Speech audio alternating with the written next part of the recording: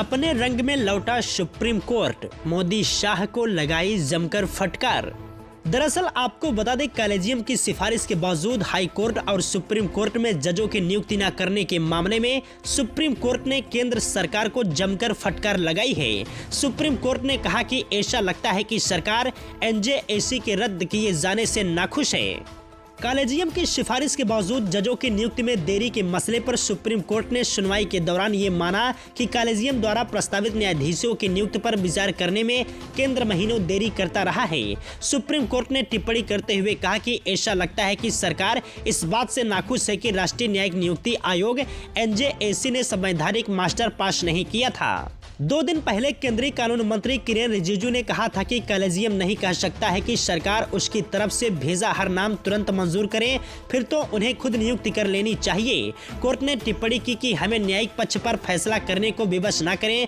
वहीं जस्टिस कौल ने attorney general और सॉलिसिटर जनरल को कहा कि वे सरकार को यह सुनिश्चित करने के लिए सलाह दें कि देश के कानून का पालन किया जाए। इसके बाद कोर्ट ने इस मामले में 8 दिसंबर को सुनवाई की अगली तारीख तय कर दी है। तीखे सवालों और टिप्पणियों से भरी सुनवाई के दौरान जस्टिस संजय किशन कौल ने कहा कि आप लंबे समय तक नाम की सूची लेकर बैठे नहीं रह सकते। सरकार को आपत्तियां बतानी होगी। बिना आपत्ति यानी ठोस कारण बताए कॉलेजियम से आई नियुक्ति की सिफारिश वाले नामों को लंबित नहीं कर सकते। कई नाम 1.5 साल से लंबित हैं। नियुक्ति के स्वीकृत तरीकों को आप प्रभावित कर रहे हैं।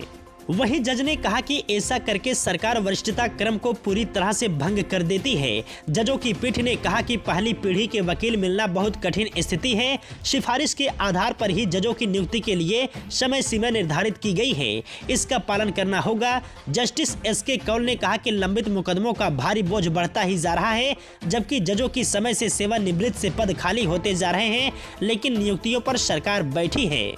अच्छे लोगों को बेंच में शामिल करने की हमारी पेशकश पर सरकार को समय सीमा का पालन करना चाहिए। जब तक कि कोई अपवाद या ठोस वजह न हो, सरकार को नियुक्तियों को रोककर नहीं रखना चाहिए। सुप्रीम कोर्ट कॉलेजियम की अनुशंसा के बावजूद अधिकांश नाम 4 महीने से भी ज्यादा समय से सरकार के पास यूं ही पड़े हैं। उस पर सरकार क्यों चुप बैठी है, इसके कारणों की हमें कोई जानकारी नहीं है। यदा कदा जब आप नियुक्ति करते हैं तो आप सिफारिश की गई सूची में से एक नाम चुनते हैं, दूसरे नाम वहीं छोड़ देते हैं, बिना कारण बताए या पूछे। कोर्ट ने कहा कि केंद्र सरकार जजों की नियुक्ति पर बैठी रहेगी तो सिस्टम कैसे काम करेगा।